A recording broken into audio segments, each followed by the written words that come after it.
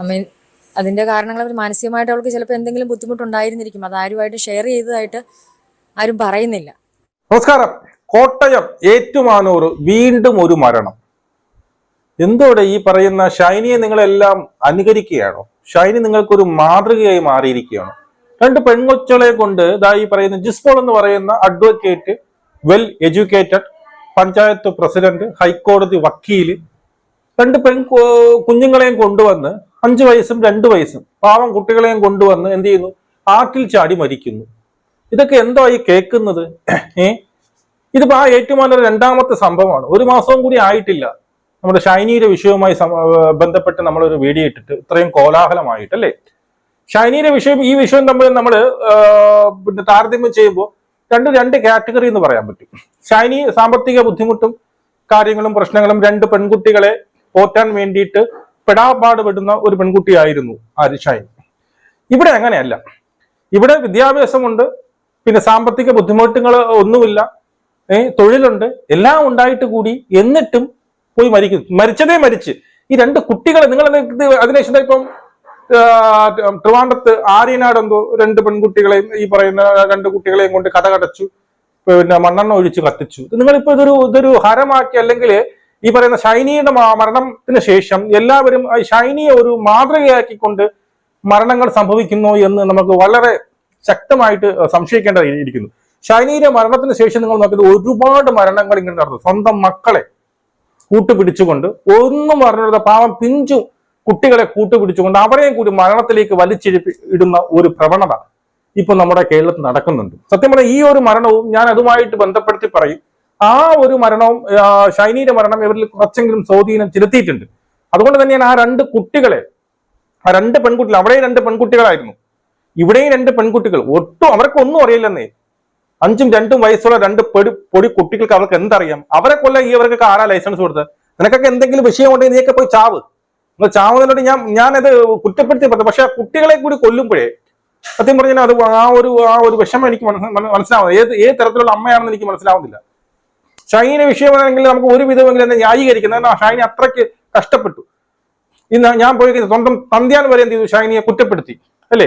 സ്വന്തം അച്ഛൻ തന്നെ എന്ത് പറഞ്ഞു? ഇറങ്ങിപ്പോടി എന്നുള്ള രീതിയിൽ. അച്ഛനും ഇല്ല, അമ്മയില്ല, ഈ പറയുന്ന ഭർത്താവില്ല, ആരുമില്ല, കൂട്ടുകാരികളില്ല, ജോലിയില്ല, ഒന്നുമില്ല, വീടില്ല, ഒന്നുമില്ലാത്ത ഗതികെട്ട അവസ്ഥയിലാണ് ഷൈനി അങ്ങനെ ഒരു കടുംകൈ ചെയ്ത്. അതും കടുംകൈ തന്നെ. ഞാൻ ഇപ്പോഴും പറയുന്നു, ഷൈനി എന്ത് ചെയ്യാൻ പാടില്ല? ആ 2 കുട്ടികളെയും കൂടി കുലക്കി കൊടുക്കാൻ പാടില്ലായിരുന്നു. ആരുമില്ലെങ്കിൽ അവരെങ്ങനെയെങ്കിലും ജീവിച്ചു പോകും. മനസ്സിലായോ?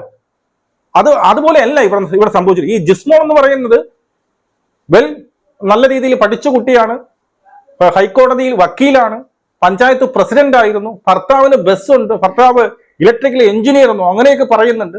അപ്പൊ എല്ലാം കൊണ്ടും അച്ഛൻ അമേരിക്കയിലാണ്, സഹോദരങ്ങൾ അമേരിക്കയിലാണ്, എല്ലാം കൊണ്ടും എല്ലാ സൗഭാഗ്യങ്ങളുമുള്ള ഈ പറയുന്ന ജിസ്മോള് മരിച്ചു. 3 പ്രാവശ്യം മരിക്കാൻ വേണ്ടി ശ്രമിച്ചു എന്നുള്ളതാണ്. അതായത് ആദ്യം ഫാനിൽ കെട്ടിത്തൂങ്ങിച്ചാൽ, അതായത് വിഷം ആദ്യം കൊണ്ട് ഹാർപ്പിക്ക് കൊണ്ടുവന്ന് കുട്ടികൾക്ക്, ഈ പൊടി കുട്ടികൾക്ക് കലക്കി കൊടുക്കുന്നു ഭക്ഷണത്തിൽ.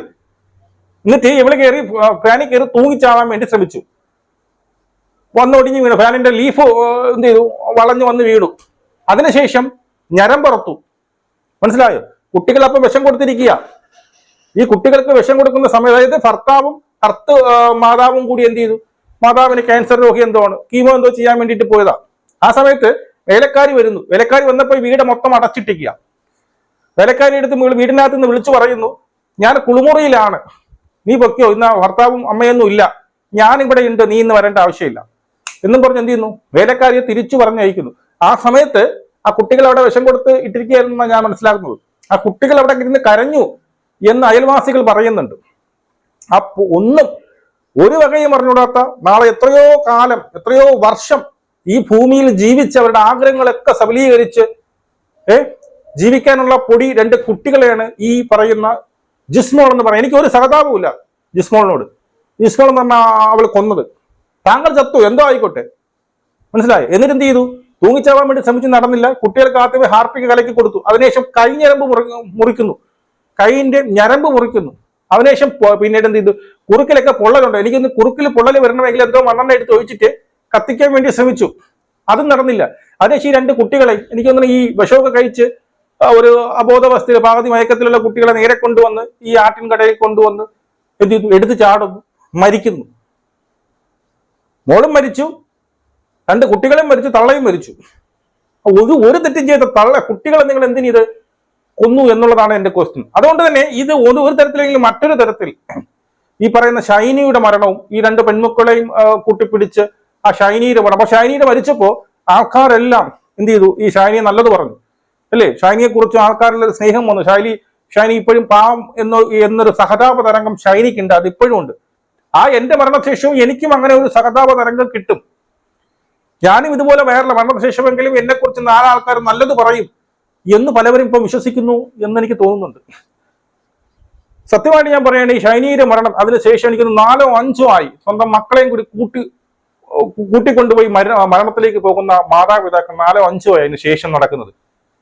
ഇന്ന് തന്നെ രണ്ടെണ്ണം ഇതല്ലാതെ ഈ പറഞ്ഞ ജസ്മോൺ അല്ലാതെ തന്നെ 2 എണ്ണം, ഒന്ന് ട്രിവാൻഡ്രത്തും ഒന്ന് കൊല്ലത്തും എന്തോ നടന്നു. ഇതുപോലെ കുട്ടികളെയും കൂടി കൊലക്കി കൊടുക്കുന്ന ക്രൂരമായ കൃത്യം. മനസ്സിലായി? ഇതൊരിക്കലും അനുവദിച്ചു കൊടുക്കാൻ പറ്റില്ല. ഇനി ഇത് ആരെങ്കിലും ആലോചിച്ചുകൊണ്ടിരിക്കുകയാണെങ്കിൽ, ഷൈനിക്ക് എനിക്ക് കുറെ ആൾക്കാർ നല്ലത് പറഞ്ഞു, ഷൈനി അയ്യോ മാലാഹയാണെന്ന് ഇപ്പൊ എല്ലാവരും പറഞ്ഞു, അതുപോലെ ഞാനും മരിക്കുമ്പോൾ മാലാഹയാകുന്നു, അതുകൊണ്ട് ഒറ്റയ്ക്ക് മരിച്ചാൽ പറ്റത്തില്ല, എന്റെ കൂടെ എത്ര കുട്ടികളുണ്ട് അവരെല്ലാം കൂടി കൊണ്ടുവന്ന് കൊല്ലണം എന്നുള്ള ചിന്ത ഉണ്ടെങ്കിൽ മാറ്റിവെക്ക്. ഇനി ഇവിടുത്തെ കേസ് പറയുകയാണെങ്കിൽ ഇവിടെ എന്താണ് ഭരണ കാരണം? ഭർത്താവിനായിട്ടൊരു വിഷയവുമില്ല. ഭർത്താവ് എന്ന് പറഞ്ഞ പേരെന്താ? ജിമ്മി ജോസഫ്, ഇലക്ട്രിക്കൽ എഞ്ചിനീയർ എന്ന് പറയുന്നു, ബസ് ഉടമ എന്ന് പറയുന്നു. എന്നിട്ട് ഈ ഷൈനി എന്ത് ചെയ്തു? മരിക്കുന്നതിന് തൊട്ട് മുമ്പ് അമേരിക്കയിലാണ് അച്ഛനെ വിളിച്ച് പറയുന്നു ഞാൻ മരിക്കാൻ പോവുകയാണെന്ന്. അച്ഛൻ നേരെ ഈ പറയുന്ന ഭർത്താവിനെ വിളിച്ച് പറഞ്ഞു എന്ന് പറയുന്നു. എന്നിട്ട് ഭർത്താവ് എന്തുകൊണ്ട് വന്നില്ല? ഇവിടെ കുടുംബ പ്രശ്നങ്ങളൊന്നുമില്ല എന്നാ പറയുന്നത് നാട്ടുകാർ മൊത്തം. കുടുംബ പ്രശ്നങ്ങളൊന്നുമില്ല ഇതിനകത്ത്. ഭർത്താവും വലിയ ഈ പറയുന്ന ദേഹോപദ്രവം ചെയ്യുന്ന വ്യക്തിയുമല്ല. അവിടെ അങ്ങനെയുള്ള പരാതികൾ ഇതിലേക്ക് വന്നിട്ടുമില്ല. പിന്നെ മാതാവുമായിട്ട് ചെറിയൊരു ഉരസൽ, അത് എല്ലാ വീട്ടിലുള്ള ഉണ്ടാവും പോലെ അമ്മായിയമ്മ ചെറിയൊരു പോരുണ്ട്, അത് പറയുന്നത്. അതില്ലാത്ത വീടുകളില്ല എന്നല്ലാതെ ഈ 2 പൊടിക്കുട്ടികളെ, എട്ടും പൊട്ടും തിരിയാത്ത 2 കുഞ്ഞു കുട്ടികളെ, ഇത്രയും കാലം ഈ ഭൂമിയിൽ ജീവിച്ച് തീർക്കാനുള്ള കുട്ടികളെ, അവരുടെ ഭാവി പോലും ഇല്ലാതെ അവരുടെ ജീവൻ എടുക്കാനുള്ള അവകാശം നിങ്ങൾക്ക് തള്ളമാർക്കാരാ തന്നത്? മനസ്സിലാവില്ല. ഇത് നിങ്ങൾക്കൊരു ഫാഷനാക്കി വെച്ചോണ്ട് നടന്നോ? സത്യമായി എനിക്ക് വളരെ വളരെ പിന്നീട് സങ്കടവും ദേഷ്യവും ഒക്കെ ഉണ്ട്, മനസ്സിലായി ഈ ഒരു ഇത് കേട്ടിട്ട്. അപ്പൊ ഇവിടെ ഞാൻ പറഞ്ഞു വരുന്നത്, ഇവിടെ ഭർത്താവിൻ്റെ ആയിട്ട് വിഷയമില്ല, സാമ്പത്തിക ബുദ്ധിമുട്ടില്ല, അച്ഛനും അമ്മയും സഹോദരങ്ങളെല്ലാം അമ്മയുടെ ഉണ്ട്, അമ്മ മരിച്ചു എന്നുണ്ട്. ഈ പറയുന്ന ബാക്കി എല്ലാവരും അമേരിക്കയിലാണ്, ഗൾഫും അല്ല അമേരിക്കയിലാണ്. അപ്പോ അത്യാവശ്യം സംഭവമുണ്ട്. അപ്പൊ ഇങ്ങനെ മരിക്കണമെങ്കിൽ ഇനി വല്ലതും തലയ്ക്ക് വല്ല പ്രശ്നമുണ്ടോ? അപ്പോ ഇവിടെ അവരുടെ പഞ്ചായത്ത് മെമ്പറായിരുന്നപ്പോൾ അവിടെ എൻ്റെ സഹപ്രവർത്തകർ അവരെ ഒരു ബൈറ്റ് കൊടുത്തിട്ടുണ്ട്. ആ ബൈറ്റ് ഇവിടെ വെക്കാം. അത് നിങ്ങൾ ശ്രദ്ധിച്ചു നോക്കി കഴിഞ്ഞാൽ പലതും അവര് പറയാൻ മടിക്കുന്നുണ്ട്, പലതും എന്തൊക്കെ പറയുന്നുണ്ട് എന്നുള്ള രീതിയിൽ ആ ഒരു ബൈറ്റ് നിങ്ങൾ ഇവിടെ കേൾക്കണം, കേട്ടിട്ട് വാ, എന്നിട്ട് ബാക്കി പറയാം. അതിന്റെ കാരണങ്ങൾ അവർ മാനസികമായിട്ട് അവൾക്ക് ചിലപ്പോൾ എന്തെങ്കിലും ബുദ്ധിമുട്ടുണ്ടായിരുന്നിരിക്കും. അത് ആരുമായിട്ട് ഷെയർ ചെയ്തതായിട്ട് ആരും പറയുന്നില്ല എന്നുള്ള സംശയങ്ങളാണ്. കാരണങ്ങളൊക്കെ കേൾക്കുമ്പോൾ ഭയങ്കരമായിട്ട് ഞെട്ടിക്കുന്ന കാര്യങ്ങളാണ് പുറത്തു വരുന്നത്. കാരണം വെച്ചാൽ കുടുംബ പ്രശ്നം ഒക്കെയാണ് ഇപ്പം വെളിയിൽ വരുന്നത്. പല പല കാര്യങ്ങളാണ് ആളുകൾ പറയുന്നത്. നമ്മൾ ഇതെല്ലാം പറഞ്ഞു കേട്ടുള്ള അറിവാണ്. അപ്പം അങ്ങനെ എന്തെങ്കിലും പ്രശ്നമില്ലാതെ ആ കുട്ടി ആത്മഹത്യ ചെയ്യേണ്ട കാര്യമില്ല.